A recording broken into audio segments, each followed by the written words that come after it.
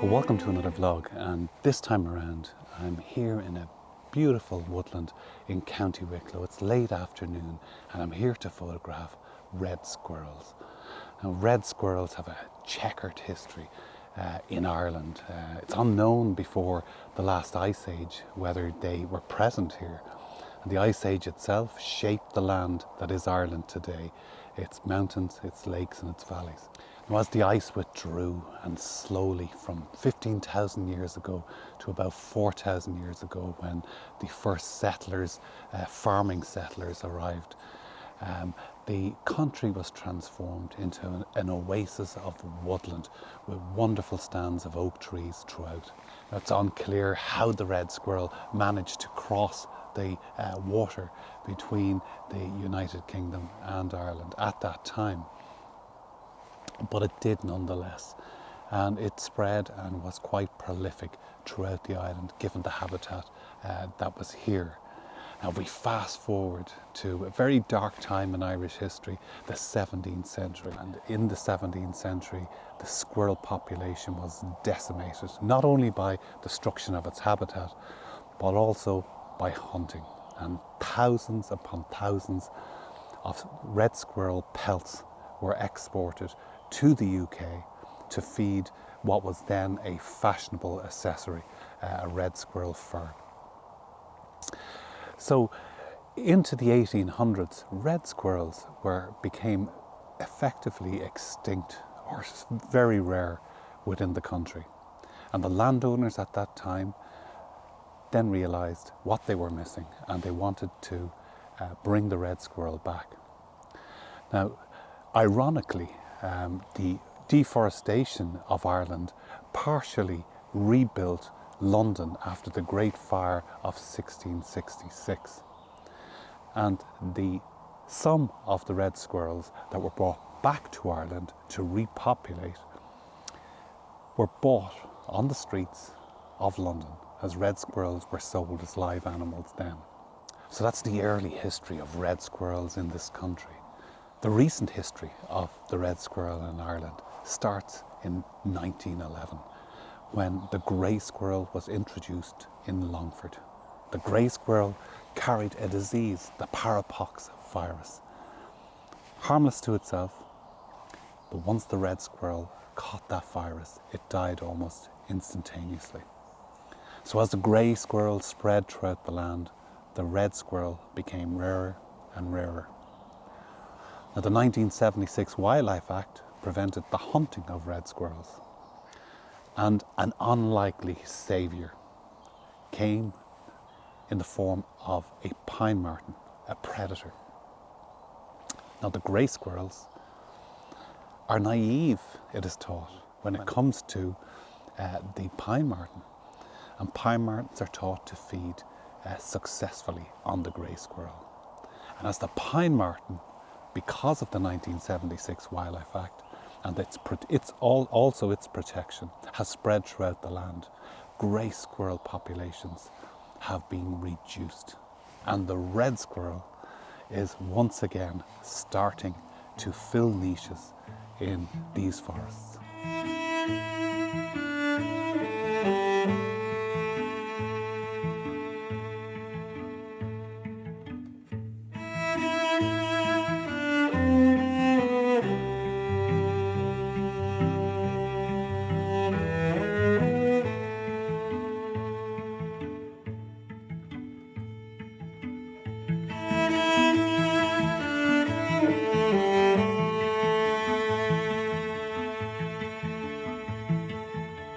Now, unsurprisingly, red squirrels are very shy and retiring mammals.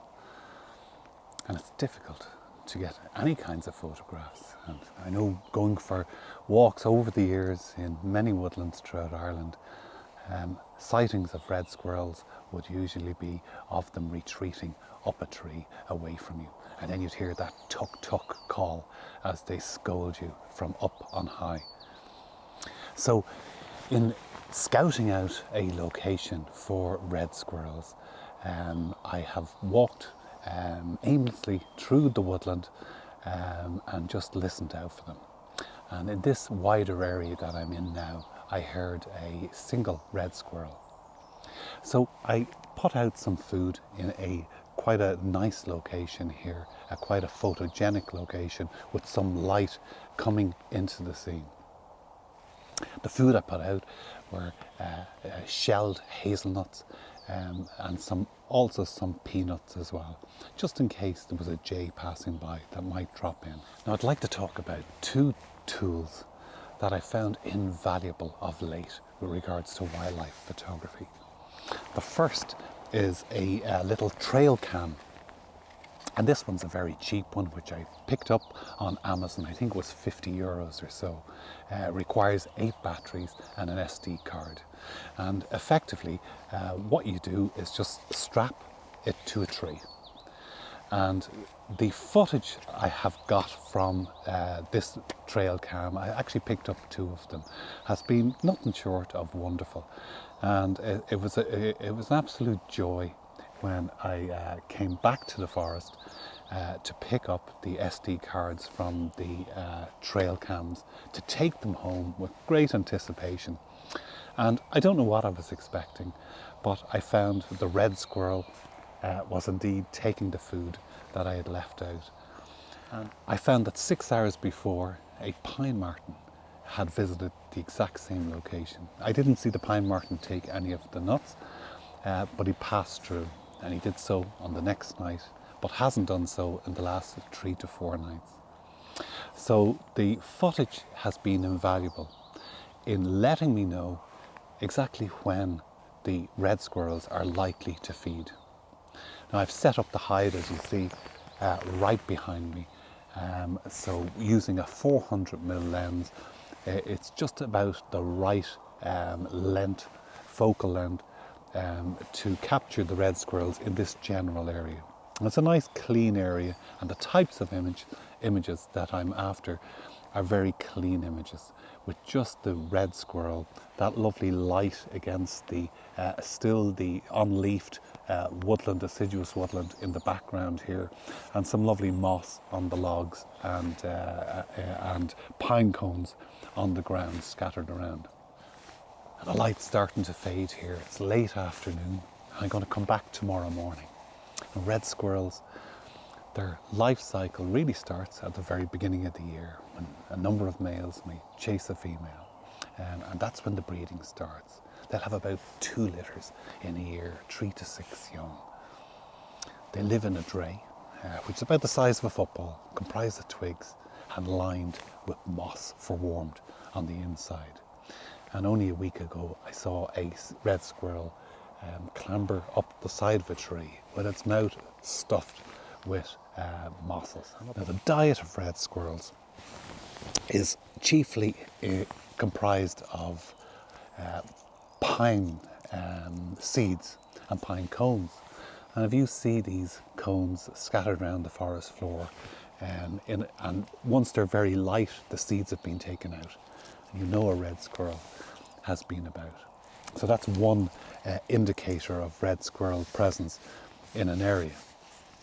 Now, I've also noticed that when they take a nut from the few that I leave out, they'll run off and they'll dig in the ground and bury that nut, and then they'll come back, they'll take a nut and feed on it, they'll take another one and bury it. So caching their nuts is a regular occurrence, even in April here. As I was saying, the trail cam gives me a fantastic indication of the time that the red squirrels will appear. And I've been here about a week, and in all fairness, I've only had about 30 to 40 minutes of squirrel activity in front of the hide. And I've been in the hide, I would say, about 15 hours or so.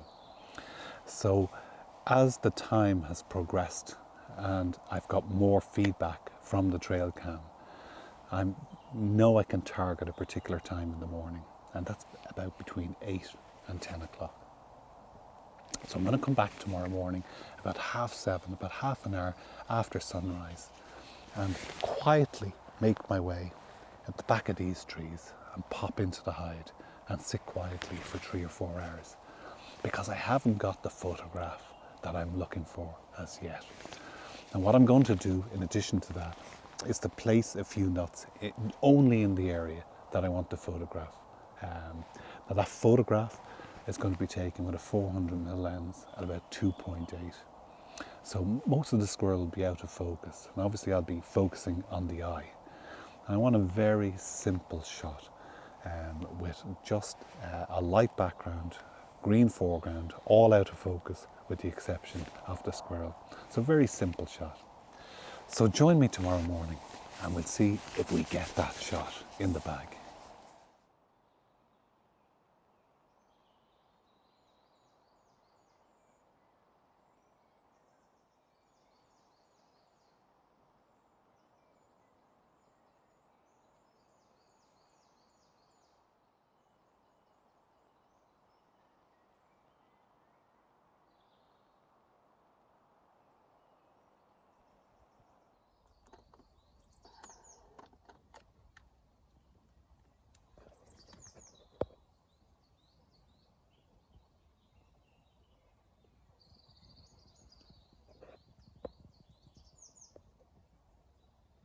Well, it's the following morning and it's been a long wait. I've been in the hide since 7 o'clock and there was no activity for around 2.5 hours or so.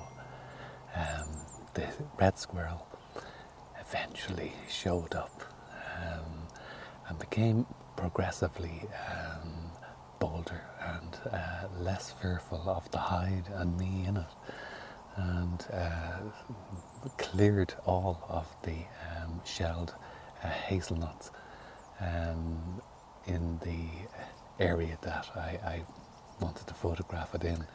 And I've had a wonderful half hour or so, and I think I got 1 or 2 really nice shots, particularly one at 2.8.